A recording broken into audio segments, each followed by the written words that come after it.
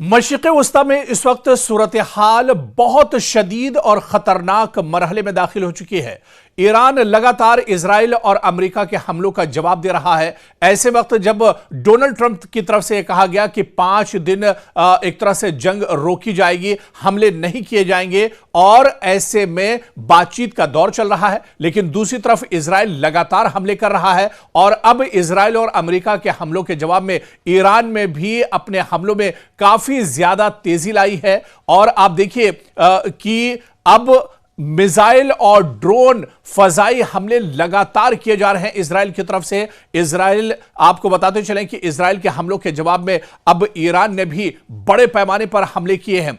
ताजा सूरत हाल आपको अगर बताएं तो इजराइल के चाहे आराद शहर की बात करें, डिमोना शहर की बात करें, तल अबीब की बात करें, हैफा की बात करें, मशरिकी यरूशलेम की बात करें, या इसके अलावा बीरशीबा पर भी ईरान ने हमला किया है। बशामून शहर इजराइल का, यहां पर भी ईरान ने हमला किया है। और इसके अलावा इस बीच जो सबसे बड़ी खबर ईरान के हमले की आ रही है मशरिकी यरूशलेम में, जहां पर कैसेट यानी जो पार्लियामेंट है इजराइल की पार्लियामेंट की बिल्डिंग के करीब ईरान ने बहुत बड़ा हमला किया है। जो बड़ी खबर निकलकर सामने आ रही है, अब इजराइल की पार्लियामेंट भी महफूज नहीं है, ईरान के टारगेट पर है इजराइल की पार्लियामेंट। और इस बीच बड़ी खबर यह आ रही है कि यरूशलेम में, जहां पर इजराइल की पार्लियामेंट है, जहां पर इजराइल की पूरी सरकार एक तरह से अपनी रणनीति बनाती है, हिकमत अमली तय की जाती है, जहां से पूरी सरकार बेंयामिन नेतन्याहू की चलती है, उसी पार्लियामेंट के करीब ईरान ने हमला किया है।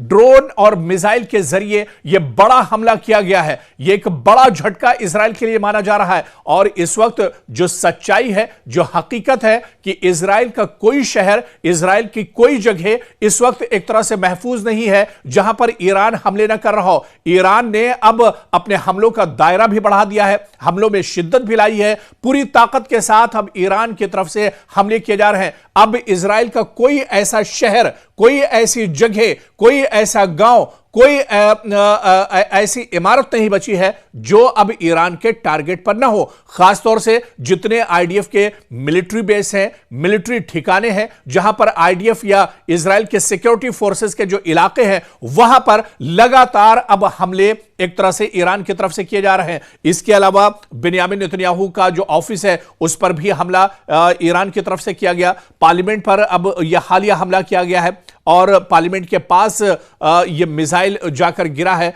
जिसमें काफी नुकसान हुआ है। और इसके अलावा जहां जहां न्यूक्लियर साइट्स हैं इजराइल के अंदर, उन्हें भी निशाना बनाया जा रहा है। आपको याद होगा कि डिमोना पर बड़ा हमला किया गया था, जहां पर इजराइल की न्यूक्लियर साइट है। और इसी तरह से आराद शहर, जहां पर रिसर्च सेंटर है न्यूक्लियर का, यहां पर भी एटमी तवानाई के रिसर्च सेंटर पर भी ईरान ने निशाना साधा है। यानी और अब दोबारा से फिर डिमोना पर लगातार हमला किया जा रहा है। यानी लगातार इजराइल के अंदर जो न्यूक्लियर साइट्स हैं इजराइल की, उन्हें ईरान अब बड़े पैमाने पर निशाना बना रहा है। एक रेगिस्तान के अंदर जो रेगिस्तानी इलाका है, जहां पर यह कहा जा रहा है कि जेर जमीन एक बड़ा न्यूक्लियर साइट इजराइल के अंदर है, उस न्यूक्लियर साइट को भी निशाना बनाया है। और इस बीच जो बड़ी खबर है, बशामून शहर बहुत इंपॉर्टेंट शहर है इजराइल का, यहां पर भी बड़े पैमाने पर ईरान ने हमला किया है।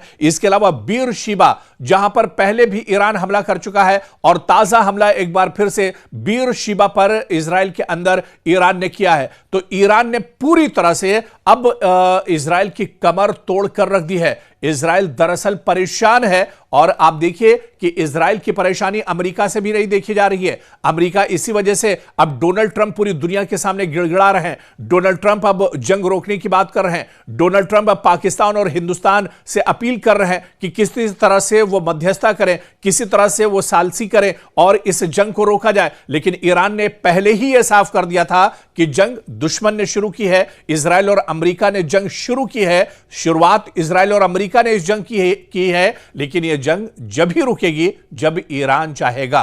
तो अब यह जंग दरअसल इजराइल और अमेरिका ने शुरू की थी, गलती इजराइल और अमेरिका कर चुके हैं, और इसका भुगतान दरअसल भुगतना पड़ेगा इजराइल और अमेरिका को, और इजराइल पूरी तरह से इसे भुगत रहा है।